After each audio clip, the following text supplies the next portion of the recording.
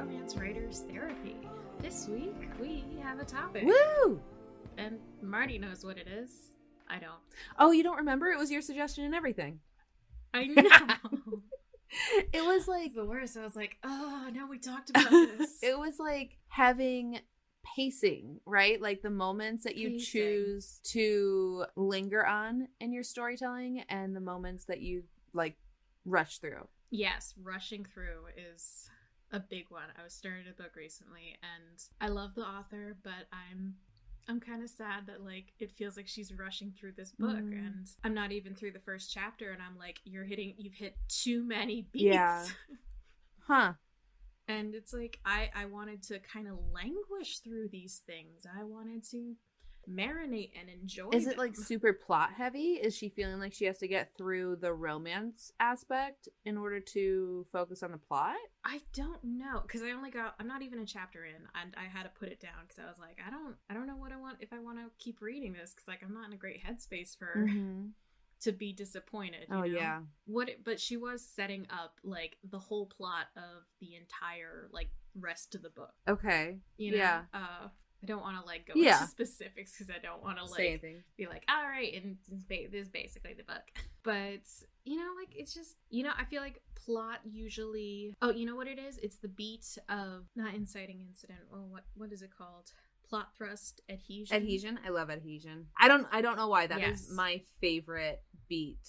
Well, yeah, it's the beat that, you know, these two characters are tied together on a raft and they're about to go over the waterfalls. Yeah, and normally that's where it's like the moment of like, oh, right? Like as a reader, I'm like, ooh, I cannot wait. It's like so fingers. delicious. Yes, exactly. It's so delicious. Like fingers like tapping together and like looking devious. Like, yes, I know this isn't what you want, but this is exactly what's happening.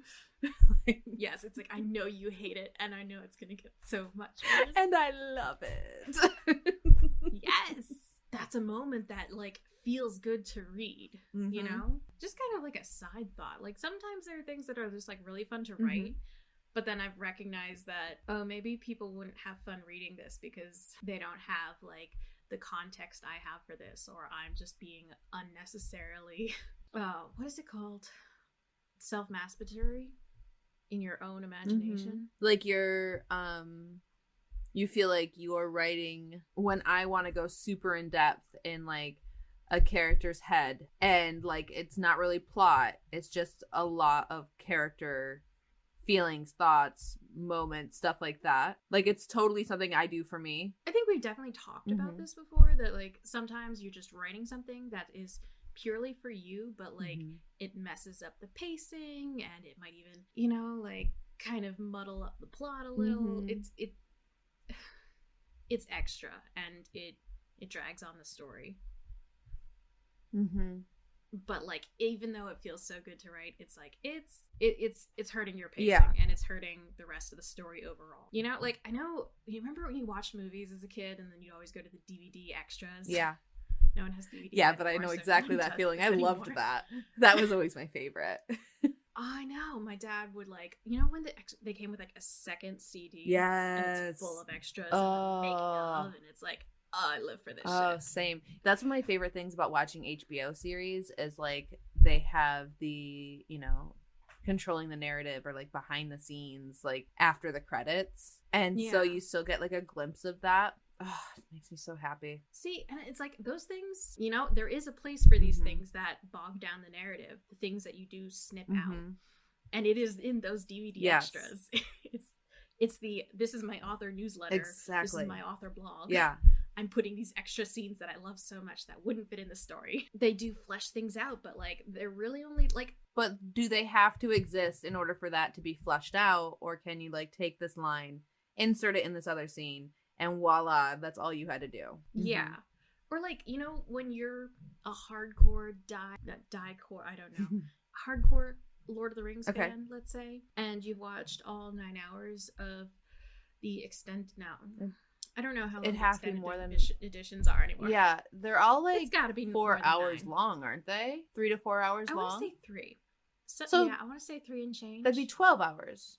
Yeah, that makes sense. Yeah, okay, that makes sense. sense. Let's say somewhere between 9 and 12 hours of Lord of the Rings DVDs, extended edition, whatever. And then you go, oh, I'm now going to rewatch all of that with the director's commentary or the cast commentary, and you're just like, yes, that scene where Aragorn kicks the orc's head and breaks his toe. And everyone who's such a hardcore Lord of the Rings fan knows that moment because they've all watched the fucking extras. Yeah. But like there are people who are in passing who are like, yeah, this is an alright series, I enjoyed it, but like not that much. Not enough to go into the extras. Not enough to devote 12 hours of my life to it every year. And the extras, that's a good point. So like we totally diverged from the topic, but like it's part of pacing. It's part of pacing. On like the other hand, if you're not enjoying the story yourself as the writer, and like it feels like you need to hit all these beats in one chapter, it's I don't know, like I don't know. No, that's all I have. That's what I have. Okay, so I think that it's really important to write what you enjoy writing. For one thing, I think that there is a readership out there for you. So for example, in one of my works in progress, it took so long for my characters to like be in the same room. In my plan, it was going to continue taking longer. And I'm like, I'm bored. Like, I need to get them together faster.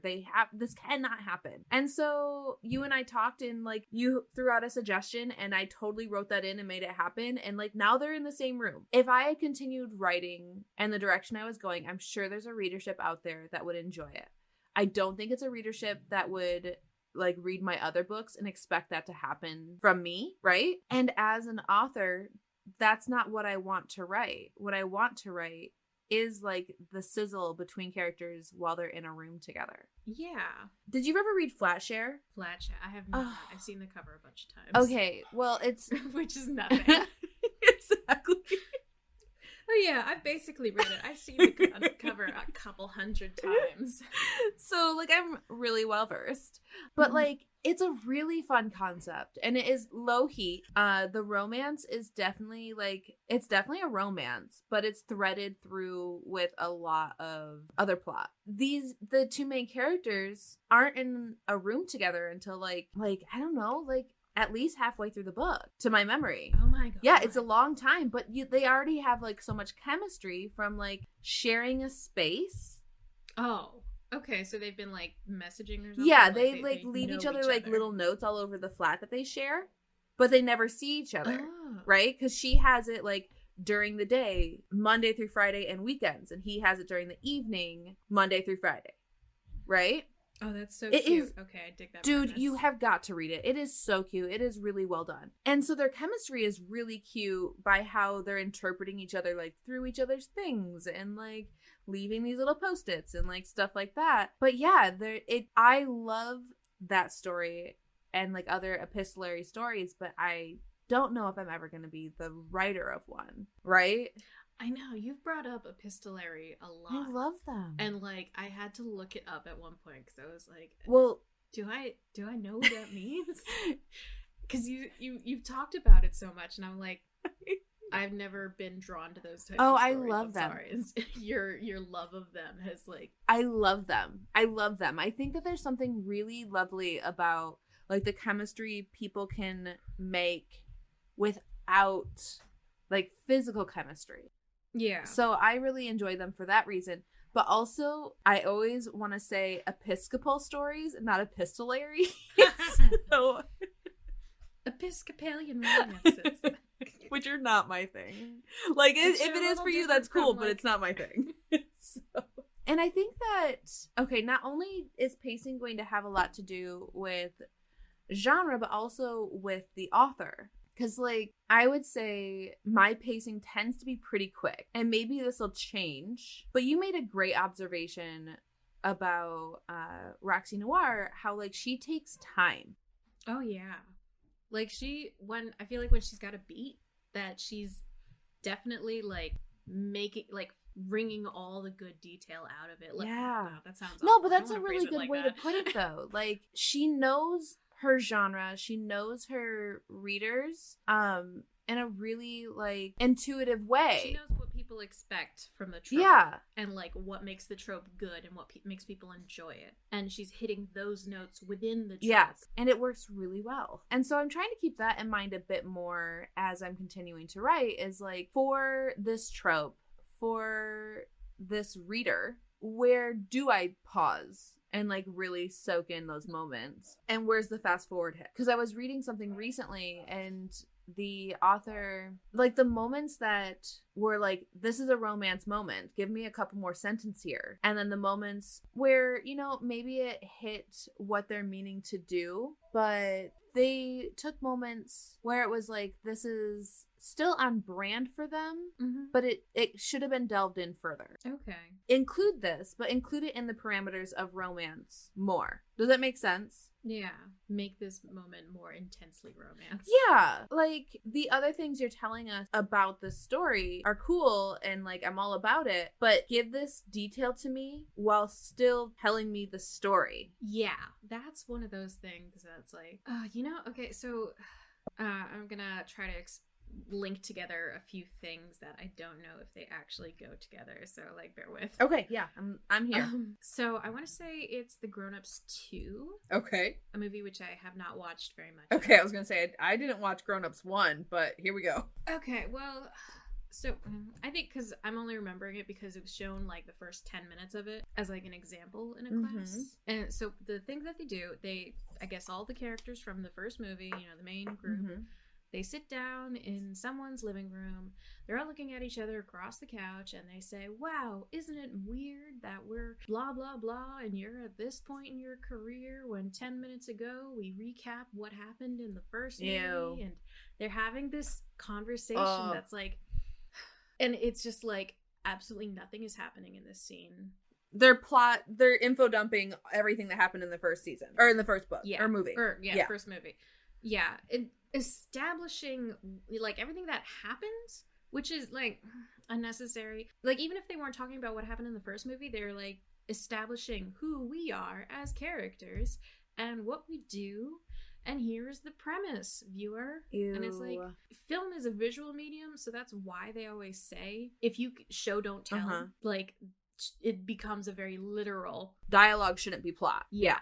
Like as a rule, if the character didn't need to say this, if the thing that they're saying does not further who they are as a person, and it doesn't further the plot, then you need to cut that dialogue. Like, that's just, there's no time for this. And I think that's something that in writing, because people don't think writing isn't a visual medium, so it gets very easy to just be like, I'm gonna tell you everything. And just between genres, I feel like this happens both very easily, but it's also acknowledged a lot more in fantasy. Yes. It's also more accepted in like fantasy or science fiction, I would say. Because there is... Yeah. There's a little more tolerance for it, because it's like, okay, well, you need to explain something to me. You have to give me some sort of context to understand. Yeah, but like, I don't need to say we're building a world where there are hover bikes and there's like a huge hover bike racing plot line, and you know, we don't have to start with, oh, there are these crystals that power the hover bikes and there's a shortage, and you know, like you identify what pieces of information create drama, what builds the world, and I think what things do you need to know that when you add drama, the drama will make sense. Like, if I start with, there's a crystal shortage, that means nothing. If I say hover bikes run on crystals, okay, that's just information on its own. But if I have those two things together, then that third piece of information, there's a shortage, creates drama, right? I feel like I'm trying to like explain a mathematical equation and I'm struggling.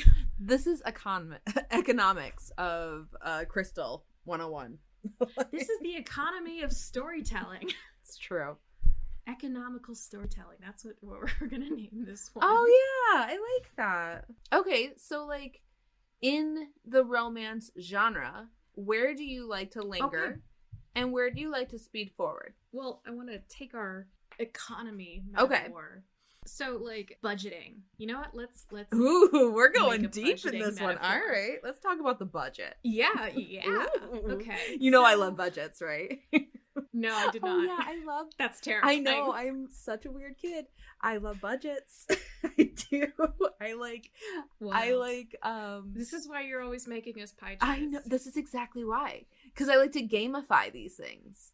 Like, to me, like, budgets are gamifying. Like, I have this. What is the most efficient way to make this? Okay, I did. Yeah. Okay, so let's talk about budgets. I want to say romance as a genre tends to lean into indulgence. Does that sound right to you? Indulging in what exactly? Honestly, I feel like the specifics come down to subgenre. Like, if you want to indulge in a bit of like fear, ooh, well, maybe it's a dark romance, or maybe you want to indulge in specifically fluff. As a reader, it is indulging in some sort of feeling or fantasy that you need fulfilled. Okay. Yes.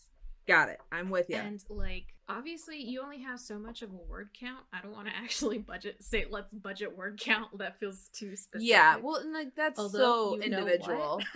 Maybe we could get your friend Amanda Wilson. Oh god, she's so budget word count. I mean, if I trusted anyone to do it, it would be her. So after she told us about her writing process and the spreadsheets it involves, I'm like, I have no doubt she could do that. Yeah, I know. It was so funny the first time she told me all that. I'm like, wow, I just have like the beats on the side and try to meet them. Like, that's it. I love hearing other authors like processes and then thinking, wow, either you're insane or I'm insane. Well, and like, there's so many different ways to get this done. There's no right or wrong way forward. There's just lots of different paths. And so the idea of trying to like help somebody get their way on the path is like mind-boggling. So like writing coaches, their advice has to be so individualistic, I would think, right? Yeah. It's just really interesting. I think there are certain things when you get to like certain strides in how much you're writing and how well you understand your own process and how much you understand just the general cadence of narrative, that certain things I feel like are broad enough that you can give advice and coach on that. That's fair. But okay, so the budget. We're back to the budget. Okay, budgeting. So like romance, I think like if you want to, like, if you don't need to spend a lot on your plot, because I think to a lot of people, plot kind of becomes, it takes a little bit of a backseat. What the plot of a romance to me is the relationship. Okay. Right? So like, it's the emotional arcs. Exactly. Yes. So what you would see as emotional arcs, I see as the romantic plot. Okay. Plot to me always means the events that happen within a story that move people around and kind of like do the dominoes falling against each other stuff. I just argue that like for the reader, the romance is what they've come to tune into, right? Well, yeah. But I see your point. I think we just have different like perspectives on like the definition of plot, which is I think what makes it so hard. Or beef up the plot. What is plot? Like, the plot is beef. Like, I'm there. I already did it. It's like any art form. There's so many different schools of thought. Okay. Well, so like if I want to compare it to like a murder mystery where plot is about someone gets killed and finding the clues and then finding, are there more people dying faster, like getting to the unveiling of who's the killer. And in a high fantasy, let's say the plot tends to me to be the things that move the people. I'm sorry, I'm like going off on this. Okay, you're all right. I totally lost where I was thinking. Like, I don't have a coherent we were talking about the budget. I don't have a coherent brain today. Gosh, I know. I was like, as you were talking and we're recording, I'm like realizing like my brain isn't here. And I was like, crap, what the heck? Like, I'm not being a great conversationalist tonight. So I started painting my nails because that just helps me. I needed to be doing something other than just like sitting here. That makes sense. Yeah. It's hard. I feel like a lot of the times when I go back and edit, I have these moments like, oh, you dumbass. Kate, you were not paying attention to what she was saying. Well, you hide it well. So I edited it out. That's what it's not much of a hiding. It's like, all right, under the rug it goes, in the trash can. You will probably have one of those moments for me tonight. So I am sorry. Okay. You might have more than one. All right, so past our idea of what exactly is the nebulous concept. Yes. Plot. Yes. Budget. Well, also, okay, I'm just gonna say, I feel like you don't necessarily need to be moving people around and making world events happening. You know, I feel like because it's so zoomed in on the characters and their emotions and how they're reacting to one another and all the little details, you get to really luxuriate in those moments. And so I would say that's where like you get to indulge. Like, you know, you say like, oh, I'm not gonna buy myself that thing, it's so expensive. No, indulge.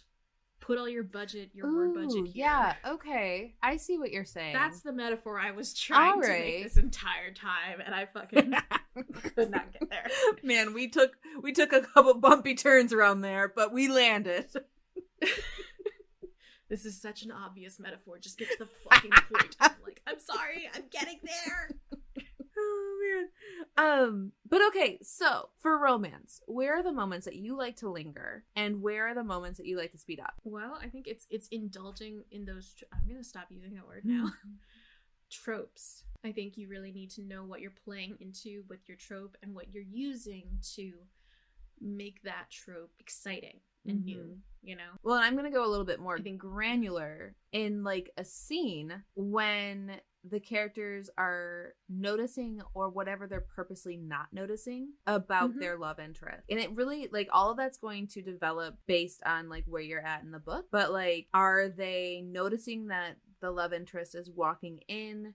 They catch like a detail here or there, and now they are walking out of the room because the love interest walked in, right? Like, how does that play into what Kate said with tropes? Like, if it's an enemies to lovers, like a grumpy sunshine or something like that, love interest walks in, enemy notices all these annoying details about them and walks out. Yes, you're in this room, I gotta go.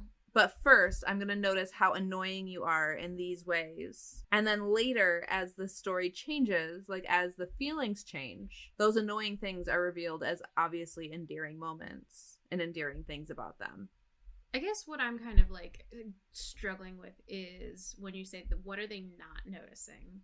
Okay, so like I think of like, what are they not noticing? Could be maybe not enemies to lovers, but maybe you mean like I don't see the way you look at me, or the world falls that would away, be a great prejudice in the middle of a dance style. That would be a great example of like, yeah, like the oblivious, like, okay, so like oblivious friends to lovers sort of thing, right? So friend walks in, they give that, like, they stare at their love interest with obvious adoration, right?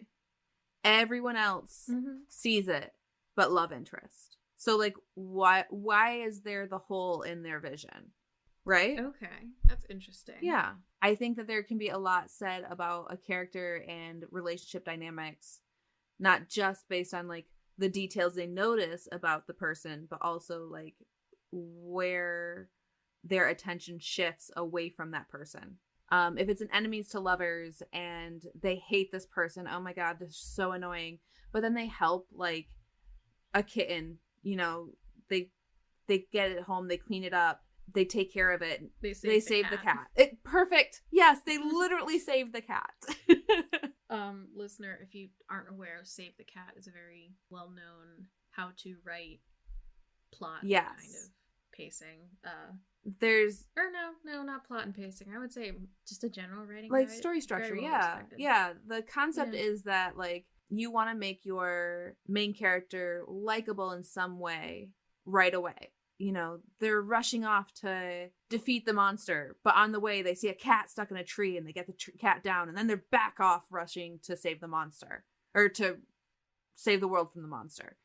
And so, like, they save the cat. But yeah. So back to my little analogy. The enemy has saved the cat, and this person is, like, purposefully not acknowledging that kindness because they're stuck not liking enemy before lover. Right? Is that too nebulous? Oh, I don't think it's too nebulous. You think it is? No, I don't think it's too nebulous. I think it does make sense. Okay. But it's like, it's where is the character's attention? Yeah. And then also, like, there are things that, like, romance readers like taking the time to tell a romance reader that he took off his jacket and he rolled up his sleeves, right? Okay, yes. That is exactly the kind of thing I'm talking about when I say luxuriate in your tropes. There is always time for that. There is always room and pacing for that. Know your readership. You know, if you're writing a thriller and if you're writing a thriller, no one takes off their jacket. Well, unless it's tied to the plot. Or, like, it's building tension somewhere else, right? So, like, let's say, like, the main character is, like, tied to a chair. Okay? I know, normal. I still sound like I'm talking about romance. But anyway. Well, it's a bit of a dark romance. When you said this is a thriller, that included enough. Okay, so this is a thriller. The main character is tied to a chair, and the evil person is, you know, standing in front of this array of, like, shiny, sharp objects. And they take the time. No, Mr. Bond. Exactly. And they take the time to take off the coat, fold it nicely, lay it on the back of the chair. Each arm arm sleeve folds up really nicely. Like, all of this is clearly, like, a very, like, this person is luxuriating in that person's fear. Right? They're building the tension. Yes. And so it's just all about, like, knowing your reader and knowing the moments to feed into why they read this. I would contend, though, that a character taking off their jacket in any context of a romance novel will always be 10 times more intense than anyone, like the no, Mr. Bond. Exactly. Oh, yeah. You know, I mean, like, oh, no, my attention is so rapt. Whereas, like, with Mr. Bond, it's like, yeah, I am paying attention. Yeah, cool, great. He's probably gonna do something dangerous to Bond. That's great. Cool. Yeah. But, like, yes, in romance, and, like, that's the thing as, like, a romance reader is, like, that's where the dopamine is being released. Yeah. Right? And so, like, there are romance novels, like, I want to say, Don't Flirt with a Naked, or no, How to Flirt with a Naked World. Okay. That do such great jobs on character and building up this beautiful environment and this wonderful town that it's like, yes, I want to live here. I want to move to Alaska because you're convincing me. Probably would not enjoy it because it'd be like, why isn't it like the book? Yeah, no, I get that. I recently had that, not necessarily moved to, but, like, reading Liz, what is her last name? Her last pen name, Alderman? Oh, our good friend. Yes. Our good friend Liz. Alderman, right? I'm not crazy. I'm gonna look it up. But reading her book recently, I was like, I want to go to New Zealand. Like, come on. Like, she should get, like, endorsed by a travel agency and, like, get yeah. You know, like when you get those affiliate links when you're like, buy this jacket, you know, use my link, and it's like, oh, go on a trip to New Zealand because you bought my book, and I get oh my gosh, she should do that. Like, I don't know how you would set that up, but Liz, do that. Liz talk. Oh my gosh, my brain is, like, so. Oh, I know. We started at an hour later than we usually do, and it's ruining everything. But no, because we really started on time from when we normally do. Oh. No, you're right. We had daylight savings time, friend, and it's ruining both of us. Well, let's start off with spelling it correctly. What are you searching? I'm trying to find her book, but it's giving me literal like players, like oh, you wanted to see rugby players? Book. Let's see what happens here. Is it The Player in New Zealand? No, is that her book? Player in Polynesia or something like that. The Player in Polynesia. Oh, I found her on Facebook. Liz Alden. Liz Alden. Wow. You read her books and you want to go to the places. It is The Player in New Zealand. Is it? Gosh, I hate you. Yes. I hate you.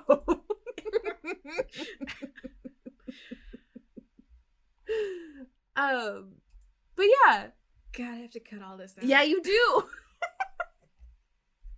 You gonna cut out every single time you messed up her last name.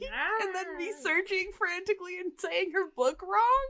God. Oh no, those stay in. Oh no. I'm gonna have to like issue a formal apology before like putting this one on. I don't remember where we were at before I lost my mind. We were talking about luxuriating in tropes. And so, like, well, so yeah, Liz's books are about the location just as much as they are about the romance, because they're travel romances. Yes. So making you fall in love with the location and feel like you're like you it's really a want third to character. take a vacation. Yeah. It deserves as much of the budget is him taking his jacket off does. Yes. So the things that like I don't want to like say that there are certain things that don't deserve the budget in romance. Although I already did. I said don't plot. What? Because I was like, plot takes a back seat. And then you were like, that's not what plot is. Right. Then we had an argument about the concept of like, plot. All right, revising. Okay. Yeah. Think. Dude. I think we've like made some interesting concepts and had an interesting conversation, but it's like impressive considering how much we're both just like half in a fog, right? Oh yeah, let's just talk about fun stuff. Okay, because we really didn't banter beforehand, and yeah, we did. Listener, that's what it is. We didn't warm up. That's right, we didn't. That's our like mental stretching. I just did a sprint without warming up. Oh my god. So what are you like working on right now? What am I working on? I'm doing Roxie's cover. I told you about Yay! that. I feel terrible that I'm making slow progress on it because I keep, going like, all right, I'm going to work on it. And then something else like grabs my attention. I'm reading through I've told you a little about my jilted Regency romance. Yes. That's like a short, just love letter to Tessa Dare. Aww. I'm waiting to be able to beta that one. Yes. I'm debating about writing an epilogue for it. I have an idea of what the epilogue would be. It's just a matter of like, does it feel necessary or... I mean, write it. And like, if the betas are telling you like, I love the epilogue, definitely include it. I'm not much of an epilogue person as a reader. Yeah. But I know a lot of romance readers are. I hear a lot of people like, God, I was talking to Austin about it and he was like, oh, so are they going to have a baby? And I was like, no, that's against the rules. But some people like the baby. Some people do. Yeah. I'm not a fan of the baby epilogue. I think it really needs to suit the characters and the tone of the story that came before the epilogue. It needs to be part of their arc. For me, right? Yes. Like I'm thinking of one of my favorite epilogues is Josh and Hazel's Guide to Not Dating. And the epilogue is so lovely. And it is a part of like the story. Like it is a really natural continuation of the story. But it's like if we have a character who doesn't really care whether or not they get married and we have an epilogue about them getting married, I don't want that for them. That's not what I want to see for them. I want to see what it is they wanted coming to fruition. Yeah. Wait, so you said if they don't want to get married, you want to see No, I don't want them to get married. Right? Oh, okay. Like that's not a romantic concept to me for these two people, at least one of which who didn't want to get married, getting married. Okay, yeah, I see you. Unless for some reason, like there was a reason to get married that fulfilled their desire, right? Does that make sense? Yeah. Well, it would be a hard sell. sell. I feel like it's either big enough that it's going to be part of the plot, like the main plot. Or I feel like it or if it sets up like the next story to come. I feel like we're not leaving room for something, but I have no idea what. That an epilogue could achieve? No, for this person who doesn't want to get married. And all the possibilities of what can go in their epilogue. Well, if the person doesn't want to get married, but they don't want to get married because of like some issue in their past, but now they are getting married because there's a resolution in that issue, then that's a really lovely epilogue. Yeah. Okay, I can see that. Because, like, it is a pretty big thing. I feel like I've read a good amount of Regency romances where, like, you have this duke who's like, oh, I'm not going to get married and have children because I... Yes. I'm ending my family life yes. for whatever reason. And, you know, it's like, okay, dude, you've got some angst you need to work through. You've got some trauma you're not processing. Like it's very obvious that he's got, like, these issues and that he's coming to this other conclusion because of these issues. He's deciding 1 + 1 = 3. Yes, and someone's gonna be like, I think maybe if you processed your trauma, then you would maybe come to a different conclusion. And, like, then, you know, it's usually the heroine who's like, well, actually, you know, marriage doesn't need to be extremely abusive like you saw your father and mother be. So, like, it can be happy. Yeah. And so, you like, can be happy. Like something like that happens, and that's the whole arc of the book. Yes. And so the epilogue, including their marriage, is actually fulfilling to the readership. Yeah. Although I think, like, some, maybe even in that kind of event, it would even still be part of the main plot. Yeah, it would. But, like, it's still, like, their HEA could not include it, right? Because of timing. Yeah. Right? So you have, like, the Dark Knight. Yeah, it could just be like, we're agreeing to get married, and then, you know, skip 6 months ahead. Exactly. We've done all the planning and shit. Yeah. Okay, I can see that. See, you do things that are, like, good for your brain. While we do this, I just scroll through Facebook and I let those stupid 5-minute crafts videos play. I hate them so much. Like, this is taking away all my brain power. What are you doing? Well, and, like, that's the thing is, like, I am the person at, like I hate sports bars because there's televisions everywhere. Okay. And so I don't like sports. I don't enjoy watching them. But I will pay attention to the sport instead of the conversation happening at my table just because there's a moving screen. So, like, I prefer, like, I don't have ambient television on. Yeah, no, I hate ambient television. So, like, if I were to turn on, like, you know, 5-minute crafts, I would still be sucked in and I would forget to listen to you. You know, painting my nails, doodling, like, stuff like that. I can focus while we're talking. What I really want to do is play Mahjong. But the clicking would pick up on my mic. So, listener, do you see what I do for you?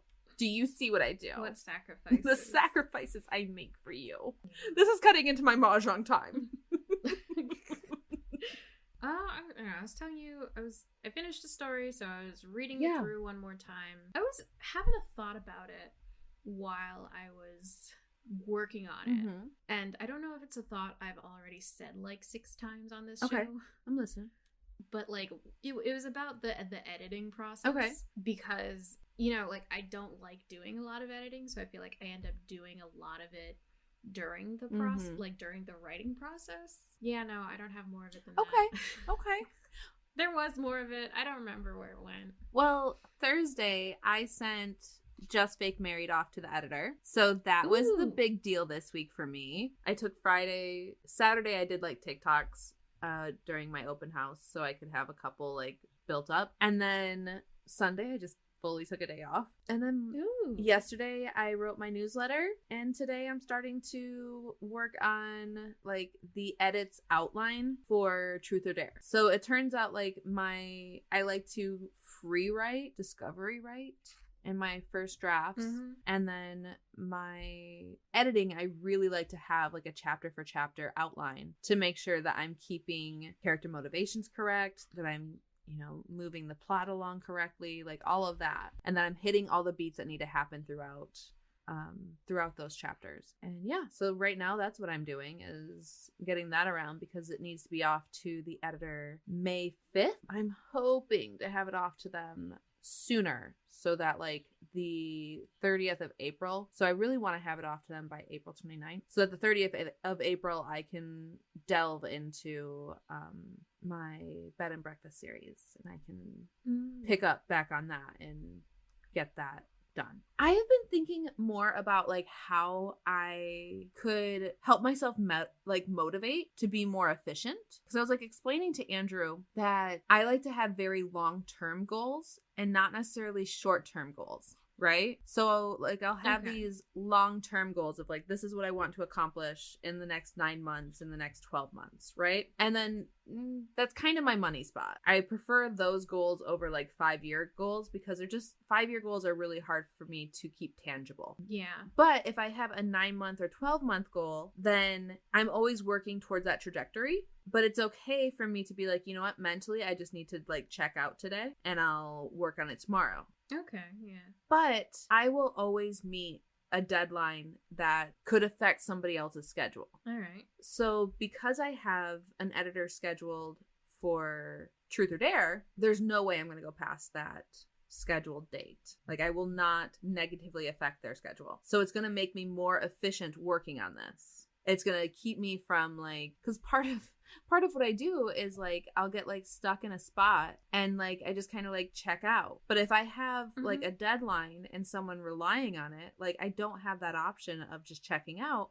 I need to continue. I need to figure out like it might not be the words I want, but I need to put words down and I need to move past to the next step. And a lot of times it's so much easier than like the block is created in my brain. But if I don't have that exterior push, I will get stuck there. Does that make sense? Yeah, if you have all the time in the world, then you'll just keep perfecting and keep, moving things around. And building like something out of nothing, right? Yeah. Like what I really need is like 3 sentences. You can get lost in those details. But when you have someone else to rely on, there is a hard deadline and you can't just stare off into space with it. I've been thinking about like scheduling someone for like when I anticipate that I would be done with this first draft, knowing that I'm going to want to get the first draft done, let it rest for a couple weeks, do a round of edits, send it off to betas, do another round of edits, and then have it prepared for the editor because like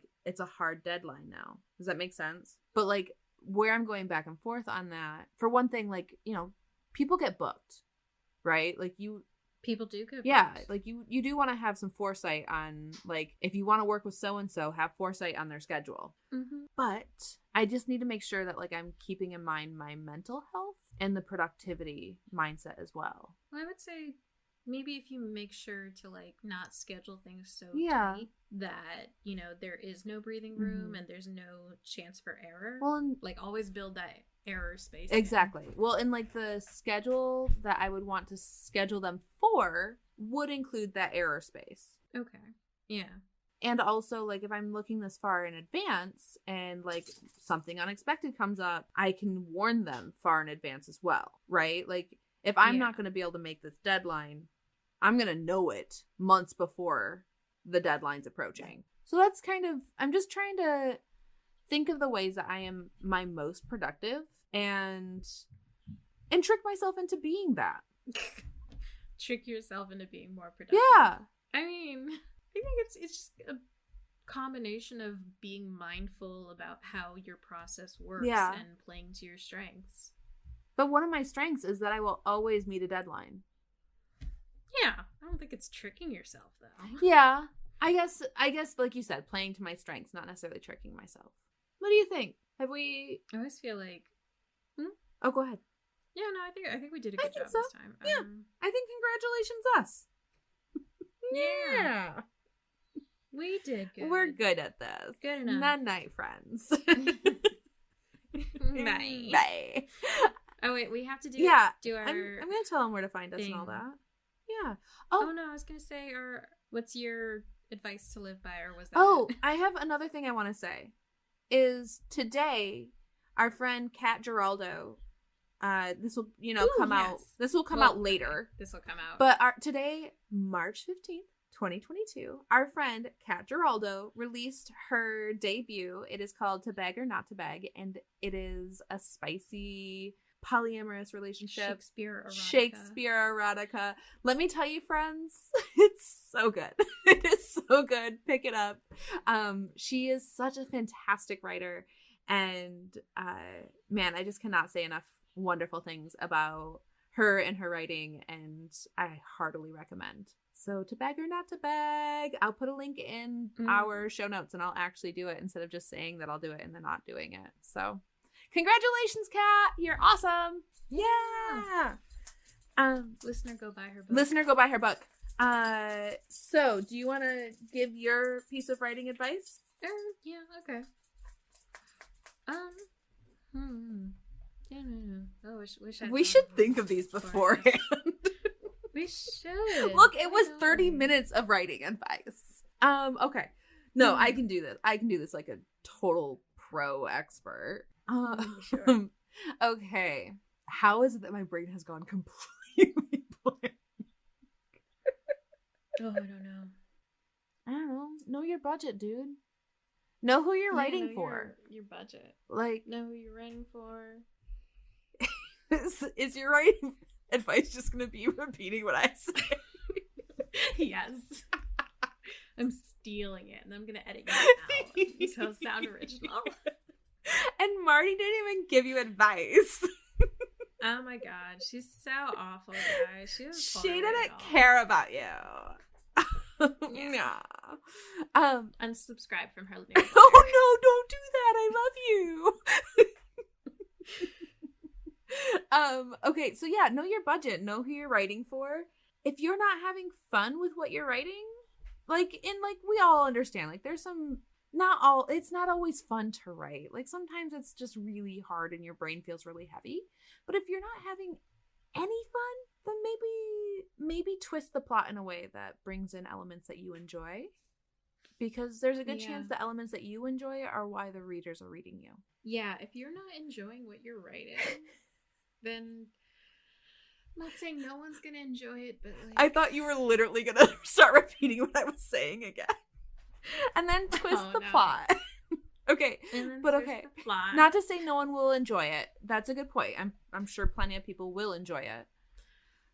But I think more people, I think people can sense your enjoyment level on things. Well, but like also like if you're not enjoying it and a reader starts reading you because of that thing, like write the things that you want to write. There are readers out there for you, and you don't want to build an audience of readers that you're not going to give what they want to. Yeah, and that you don't really connect with, and you're not on the same page. Yeah. Do you want to give more advice? Or are you good? I mean, it was a good piggyback. I should have been thinking of something. No, you're good. Oh, yeah, we can piggyback. That was a great piggyback. Oh, I think what I was trying to like think more on, and just have more than like one sentence on was like, be mindful of, like, observe yourself. Like sometimes you think that you work one way, and I think you can get really backed into a corner because you think, oh yeah, I'm a total plotter, I plot so much, but like if you don't adhere to any of the plot that you're plotting out, then maybe you're more of a pantser. And it's like, in order to know your strengths, you need to observe what is your strength. Yeah, but at the same rate, like plotting it out and then completely disregarding it helps you know that that's not the direction you're going. Like if plotting it and not doing that plot is part of your method, oh yeah, no, totally. It's all, I'm just saying, like, but like recognize that that's how you do it, that you like to plot things out, and that by not do them, by not following that plot, by disregarding that outline, it doesn't mean you failed. It just means that like your method is different. Yeah. Well, listener, you can find Kate at by Kate Pryor at Instagram and TikTok and pretty much everywhere. And you can find her novella Love Laugh Lich on Amazon. And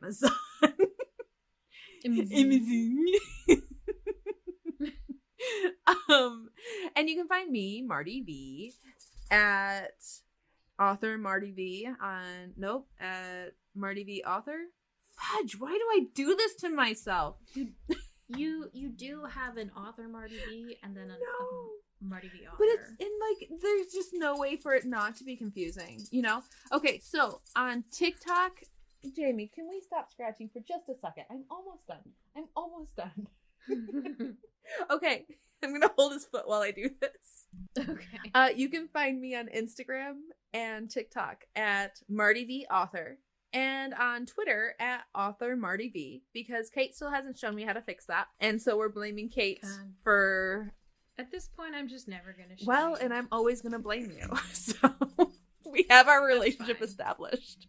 You can also sign up for my newsletter at martyv.com and get my You and Me in Quarantine novella for freezies and all of the cool upcoming publications. I'm also looking for people to do ARC reading for me. So if you want my debut for free and leave a review, find me on my newsletter. Email her back. Email me back. Because you can do that. I know! Which is wild to me. Right? This has been weird, listener, but we really appreciate you following us all the way through. And you know what? My dog's just gonna... This is him clapping for us, is his scratching. Anyway, we love you, and we'll talk to you later.